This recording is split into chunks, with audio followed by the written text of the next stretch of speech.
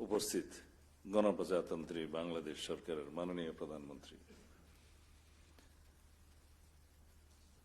উপস্থিত defence adviser, principal secretary, senior military officials and officials from the Prime Minister's office, Senior Secretary, Home Ministry, Inspector General of Police এবং পুলিশের সকল ঊর্ধ্বতন কর্মকর্তাবৃন্দ, সকল পর্যায়ের কর্মকর্তাবৃন্দ, প্রিয় সহকর্মী, উপস্থিত সুধীবৃন্দ, আসসালামু আলাইকুম রহমতুল্লাহ। পুলিশ সপ্তাহ 2026 উপলক্ষে বাংলাদেশ পুলিশের সকল সদস্যকে জানাই আন্তরিক শুভেচ্ছা ও অভিনন্দন।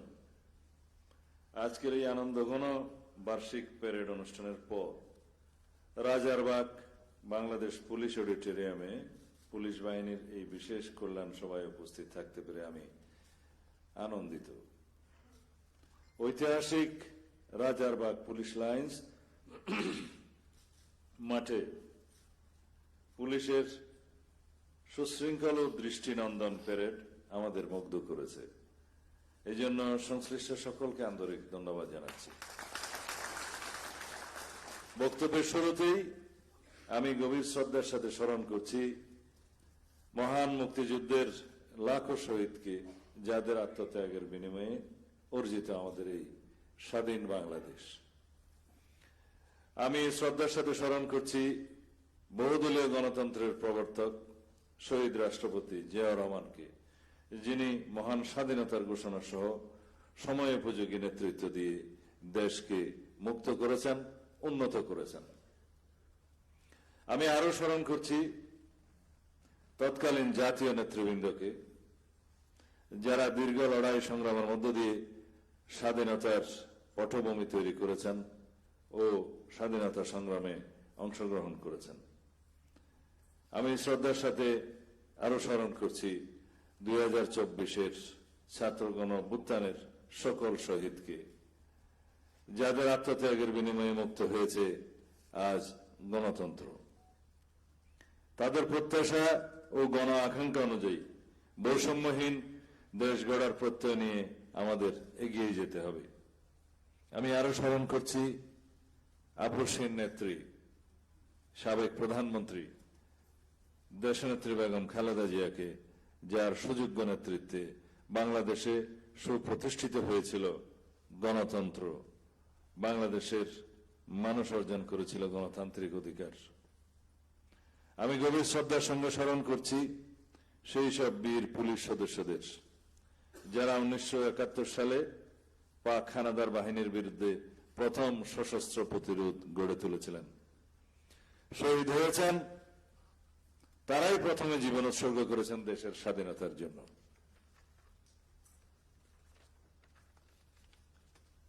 মাননীয় প্রধানমন্ত্রী শহীদ রাষ্ট্রপতি জিয়াউর রহমানের 19 দফা রাষ্ট্র দর্শন, সাবেক প্রধানমন্ত্রী দেশনেত্রী বেগম খালেদা জিয়ার ভিশন 2030 এর ধারাবাহিকতায় সবার আগে বাংলাদেশ স্লোগানকে সামনে রেখে বিএনপির নির্বাচনী ইশতেহারের অন্যতম গুরুত্বপূর্ণ বিষয় হল সর্বস্তরে আইনের শাসন প্রতিষ্ঠা করা, মানবিক মূল্যবোধ ও মর্যাদা পুনঃপ্রতিষ্ঠা এবং গুম, খুন, বিচার বহির্ভূত হত্যাকাণ্ড ও অমানবিক শারীরিক ও মানসিক নির্যাতনের অবসান ঘটানো বর্তমান সরকারের অন্যতম নির্বাচনী প্রতিশ্রুতি। এই লক্ষ্যে মাননীয় প্রধানমন্ত্রীর প্রাজ্ঞ দিক নির্দেশনায় পুলিশ বাহিনীকে একটি কল্যাণমূলক ও সেবা বান্ধব প্রতিষ্ঠান হিসেবে গঠন, জন আস্থা অর্জন, অনলাইনে অভিযোগ দায়েরের সুবিধা সম্প্রসারণ, পুলিশ বাহিনীর সক্ষমতা বৃদ্ধি, পুলিশের দায়িত্ব পালনে বিদ্যমান প্রতিবন্ধকতা দূরীকরণ ইত্যাদি বিষয়ে আমাদের সরকার নিরলসভাবে কাজ করে যাচ্ছে। মাননীয় প্রধানমন্ত্রী, বাংলাদেশ পুলিশের অপারেশনাল কার্যক্রম, ট্রাফিক ব্যবস্থাপনা এবং অন্যান্য কার্যক্রমে স্বচ্ছতা বাড়াতে বডি অন ক্যামেরা ব্যবহার করা হচ্ছে। জাতিসংঘের মানদণ্ড অনুযায়ী ন্যূনতম বল প্রয়োগ নীতি বিষয়ে পুলিশ ট্রেনিং সেন্টার সমূহকে পুলিশ সদস্যদের প্রশিক্ষণ প্রদানের কার্যক্রম গ্রহণ করা হচ্ছে। পর্যটকদের নিরাপত্তা নিশ্চিত করার লক্ষ্যে টুরিস্ট পুলিশের সক্ষমতা বৃদ্ধিতে কার্যক্রম গ্রহণ করা হচ্ছে।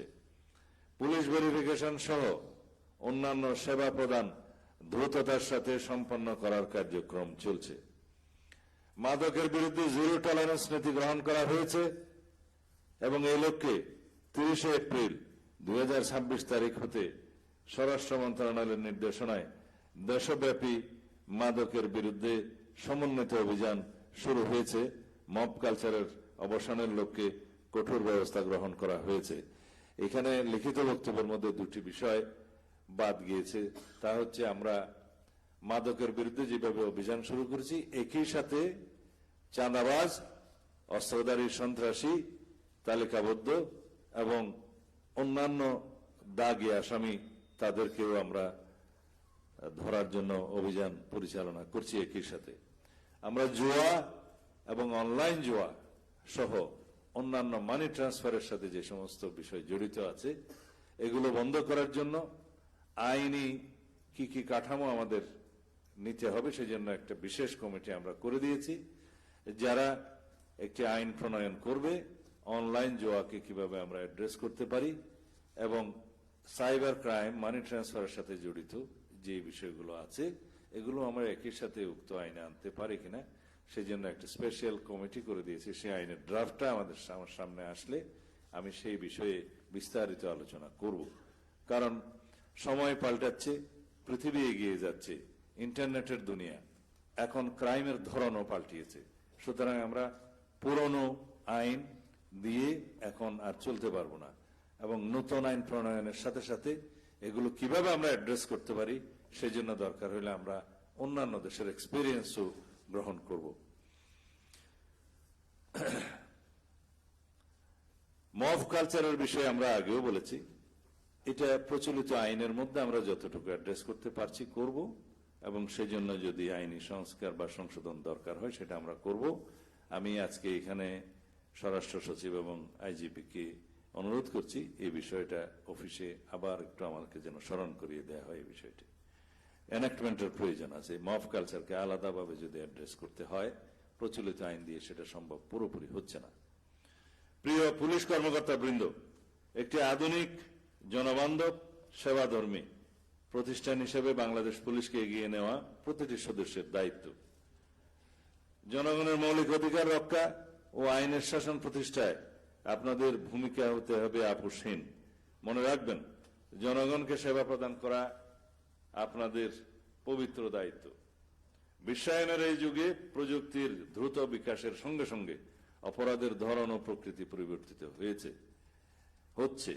বর্তমানে প্রথাগত অপরাধের পাশাপাশি প্রযুক্তি নির্ভর অপরাধ, সাইবার ক্রাইম, ফিনান্সিয়াল ক্রাইম এবং আন্তঃসীমান্ত অপরাধের ব্যাপক বিস্তার ঘটছে। এসব অপরাধ মোকাবিলায় আধুনিক প্রযুক্তির সংযোজন এবং উন্নত প্রশিক্ষণের মাধ্যমে দক্ষ জনবল গড়ে তুলতে হবে।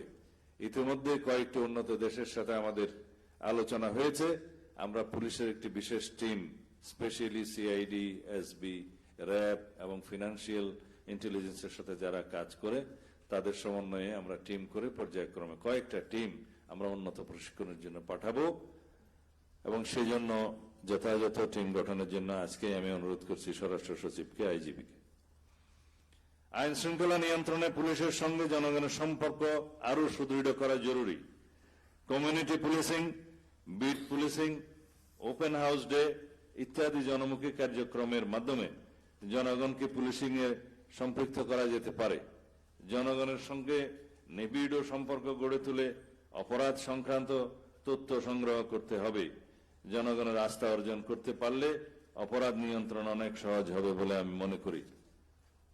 মাননীয় প্রধানমন্ত্রী, এখন আমি যে বিষয়গুলো এখানে লেখা আছে পড়তে যাচ্ছি সেগুলো আমাদের সিনিয়র সচিব স্বরাষ্ট্র মন্ত্রণালয় উল্লেখ করেছেন। আমি সুপারিশ আকারে আপনার কাছে পেশ করব।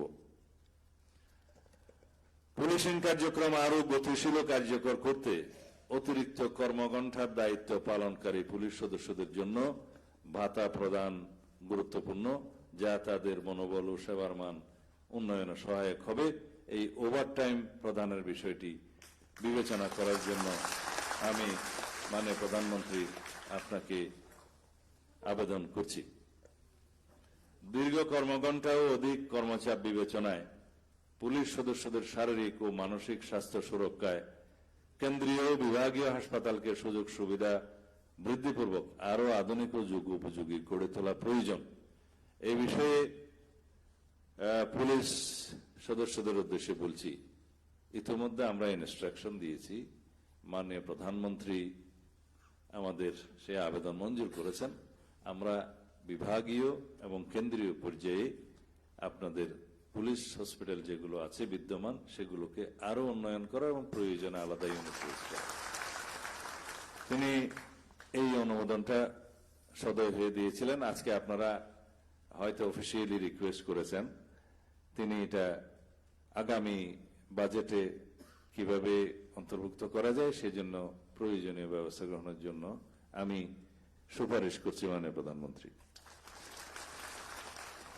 মাঠ পর্যায়ের সদস্যদের মোটরসাইকেল সরবরাহ সীমিত হওয়ায় এসআই ও এএসআইদের জন্য সুদমুক্ত ঋণের মাধ্যমে মোটরসাইকেল ক্রয়ের সুযোগ সৃষ্টি করা যেতে পারে, যে বিষয়টি উল্লেখ করেছেন স্বরাষ্ট্র সচিব।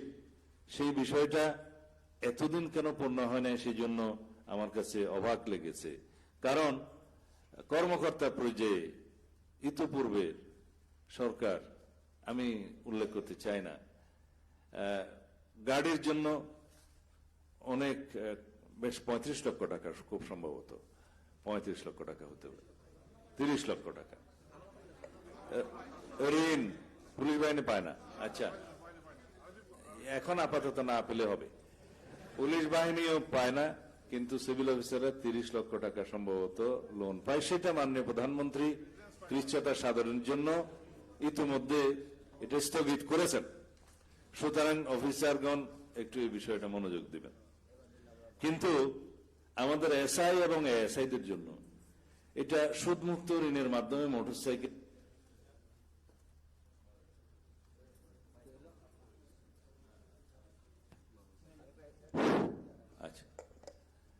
এসআই ও এএসআইদের জন্য সুদমুক্ত ঋণের মাধ্যমে মোটরসাইকেল ক্রয়ের সুযোগ সৃষ্টি করাটা, এটা আমি জোর সুপারিশ করছি মাননীয় প্রধানমন্ত্রী। এটা আমাদের দায়িত্ব পালনের জন্য এবং তাদের কর্মদক্ষতা উৎসাহ বৃদ্ধির জন্য সহায়ক হবে। মিনিস্টার সাহেব, এখানে একটি বিষয় আছে, আমি যারা এটা চাচ্ছেন অবশ্যই ভ্যালিড রিজন আছে সুদমুক্ত এই সহযোগিতা চাওয়ার জন্য, মোটরসাইকেল কেনার জন্য। তবে এখানে বোধহয় একটা নৈতিক বিষয় যদি আমরা বিবেচনা করি, বিষয়টি হচ্ছে আমরা ব্যবস্থা করবার চেষ্টা অবশ্যই করব যাতে এই সমস্যাটা অ্যাড্রেস করা সম্ভব হয়। বাট আমরা কৃষককে যখন, যে কৃষক মাঠে কষ্ট করছে সেই কৃষককে আমরা সুদ সহ লোন দিচ্ছি। আমাদের পরিবারের মধ্যে কেউ না কেউ কৃষক আছে, আর আমরা গাড়িটা যখন ক্রয় করছি বা গাড়িটা ক্রয় করার জন্য যাদেরকে সুযোগ দিচ্ছি তাদেরকে সুদ মুক্ত দিচ্ছি। বাংলাদেশের প্রেক্ষাপটে কতটুকু এটা নৈতিক হতে পারে এই বিষয়টা একটু আমাদেরকে বোধহয় বিবেচনা করা প্রয়োজন। তবে মোটরসাইকেলটা হলে অবশ্যই পুলিশ বাহিনীর সদস্যদের কাজ করতে সুবিধা হবে, অফিসিয়াল কাজ করতে সুবিধা হবে। সেটার জন্য নিশ্চয়ই আমরা চিন্তা ভাবনা করে উপায় কোনো না কোনো একটি বের করতে পারবো নিশ্চয়ই, ইনশাল্লাহ। ধন্যবাদ মাননীয় প্রধান। উপর যাতে চাপ সৃষ্টি না হয় সার্ভিস চার্জটা আপনি নির্ধারণ করে দিতে পারেন। জি, একটা উপায় বের করে দিতে পারেন। মাননীয় প্রধানমন্ত্রী যথাযথ পরিকল্পনা, আধুনিক প্রযুক্তির ব্যবহার, পেশাগত দক্ষতার উন্নয়নের মাধ্যমে বাংলাদেশ পুলিশকে একটি বিশ্বমানের জনমুখী ও কার্যকর আইন শৃঙ্খলা রক্ষাকারী বাহিনীতে পরিণত করা সম্ভব। আমরা আশা করি পুলিশ সপ্তাহ 2026 উপলক্ষে গৃহীত নতুন উদ্যোগ ও কর্মপরিকল্পনার মাধ্যমে বাংলাদেশ পুলিশ আরো দৃঢ়তার সঙ্গে সামনে এগিয়ে যাবে। মাননীয় প্রধানমন্ত্রী, আপনার ব্যস্ত সময়ের মাঝেও মূল্যবান সময় দেওয়ার জন্য বাংলাদেশ পুলিশের পক্ষ থেকে আপনাকে আন্তরিক ধন্যবাদ ও কৃতজ্ঞতা জানাচ্ছি। কয়েকটা বিষয় যেগুলো আপনাদের বিভিন্ন স্তরের পুলিশ কর্মকর্তা এবং পুলিশ সদস্যদের মধ্য থেকে উঠে এসছে, আমি মাননীয় প্রধানমন্ত্রীর সাথে আলাপ করে নিয়েছি কোন কোন বিষয়গুলো আমরা সুপারিশ করতে পারি মাননীয় প্রধানমন্ত্রীর সুবিবেচনার জন্য। তার মধ্যে একটা হচ্ছে যারা কনস্টেবল, একজন মহিলা কনস্টেবল বক্তব্য দিয়েছেন, কনস্টেবল থেকে রিটায়ারমেন্ট হওয়ার সময় যদি কনস্টেবলই থেকে যায়, সেটা তাদের অবশ্যই মনে কষ্ট পাওয়ার কথা। সেই ক্ষেত্রে এক ধাপ উপরে অনারারি এএসআই দেওয়া এবং এএসআই হিসেবে যারা রিটায়ার করছে তাদেরকে অনারারি সাব ইন্সপেক্টর দেয়া, এই বিষয়টি মানে প্রধানমন্ত্রী কোনো আর্থিক সংশ্লেষ তেমন থাকবে না। সেটির সাথে আমি একমত।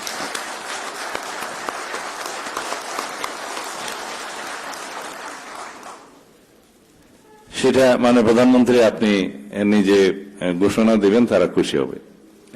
আমরা শুনতে পেয়েছি ওদের সবাই তো জি। দেখলাম। আর রেভিনিউ বাজেট থেকে ডেভেলপমেন্ট বাজেটের কাজ মানে ডেভেলপমেন্ট করার যে গাইডলাইনটা আছে রেভিনিউ এক্সপেন্ডিচার করার, সেটা এখানে বিস্তারিত না বললেও হতো, কারণ আমরা পুলিশের কোনো কার্যক্রমকে বাধাগ্রস্ত করতে চাই না, চাওয়া উচিত নয়। সেজন্য মাননীয় প্রধানমন্ত্রী সবার জন্য ফুয়েল কাটেন করলেও পুলিশ বাহিনীর কাজের ধরন দেখে সেই ফুয়েল বাজেটটা কাটেল করেননি। এই ক্ষেত্রেও রেভিনিউ বাজেট থেকে যেগুলো ডেভেলপমেন্ট ওয়ার্ক করা সম্ভব, এত টেকনিক্যাল বিষয়গুলো এখানে আলাপ না করে আমরা অবশ্যই এটা সহানুভূতির সাথে বিবেচনা করব ইনশাআল্লাহ। আর অন্যান্য বিষয়গুলো আমি এখানে অ্যাড্রেস করতে চাই না, যে বিষয়গুলো বিস্তারিত আলোচনার দাবি রাখে সেগুলো আমরা মিনিস্ট্রিতে আমাদের নিজেদের মধ্যে আলোচনা করব। যে সমস্ত দাবি উঠে এসছে অবশ্যই সেগুলো যৌক্তিক দাবি, যেমন পুলিশের জন্য আলাদা স্কুল করা যায় না বাহিনী, এটা তো অনেক বাহিনীর মধ্যে আছে, আপনারা নিজেরা চাইলে এগুলো রেইজ করতে পারেন। আমি দুটো বিষয় আজকে মাননীয় প্রধানমন্ত্রীর কাছে অনুমোদন নিতে চাই। হ্যাঁ, সেটা এখানে না, আমি দুটো বিষয় মাননীয় প্রধানমন্ত্রীর কাছে আজকে অনুমোদন নিতে চাই। এই পুলিশ বাহিনীকে বিগত 2-2.5 মাসের মধ্যে মনোবল বৃদ্ধি করার জন্য, সুশৃঙ্খল অবস্থায় নিয়ে আসার জন্য রাত দিন আমরা পরিশ্রম করেছি, তারা সবাই পরিশ্রম করেছে। তার কয়েকটি ইনস্ট্যান্স আমি এখানে দিতে চাই। জঙ্গল সলিমপুরে যে অভিযানটা সমন্বিতভাবে আমরা সশস্ত্র বাহিনীর সহযোগিতায় পুলিশ বাহিনী, র্যাব, কোস্টগার্ড সহ সবাই সম্মিলিতভাবে যেভাবে আমরা অপারেশন করে সাকসেসফুল একটা নজির স্থাপন করেছি, ওই জায়গায় আমরা 2টা একাডেমি স্থাপন করতে চাই মাননীয় প্রধানমন্ত্রী। কারণ হিউজ রিক্রুটমেন্ট আমাদেরকে করতে হচ্ছে, কিন্তু ট্রেনিং ইনস্টিটিউট একাডেমি আমাদের সীমিত নাই। সেজন্য ওখানে আমাদের জায়গাটা আমাদের দখলে আছে, আর এখানে র্যাব এবং পুলিশ অলরেডি দেয়ার। আমরা দেখতে যাব, ওখানে যদি আমরা 2টো একাডেমি করি তাহলে আমরা যে জনবলটা রিক্রুট করতে চাচ্ছি সেই জনবলের ট্রেনিংটা আমরা অতি শীঘ্র দিয়ে বের করতে পারব। আর বিশেষ কিছু বলবো না, অনেক সময় হয়েছে। শুধু আহ্বান জানাই, 2026-এর পুলিশ বাহিনী বাংলাদেশের জনপ্রত্যাশা অনুযায়ী চলতে হবে, জন আকাঙ্ক্ষা পূরণ করতে হবে। এখন মানুষের প্রত্যাশা আসমান সমান, মানুষ গণতান্ত্রিক পরিবেশে তার অধিকার প্রয়োগের জন্য সবাই খুবই সচেতন। সুতরাং সময়ের সাথে তাল মিলিয়ে মাননীয় প্রধানমন্ত্রীর যে কর্মসূচি ঘোষণা করেছেন 31 দফার ভিত্তিতে আমাদের যে নির্বাচনী ম্যানিফেস্টো, সকল কিছু বাস্তবায়নের জন্য প্রথমেই প্রয়োজন দেশের আইন শৃঙ্খলা পরিস্থিতিকে স্টেবল এবং সমুন্নত রাখা। সেটার প্রতিশ্রুতি যদি আপনারা দিতে পারেন, ইনশাআল্লাহ আপনাদের এই প্রতিষ্ঠানকে দিনে দিনে আরো উন্নত করার জন্য, আপনাদের সমস্ত চাহিদা পূরণ করার জন্য আমরা অঙ্গীকারাবদ্ধ থাকব। সাবজেক্ট টু দ্যাট, ঠিক আছে? সবাই রাজি ইনশাআল্লাহ।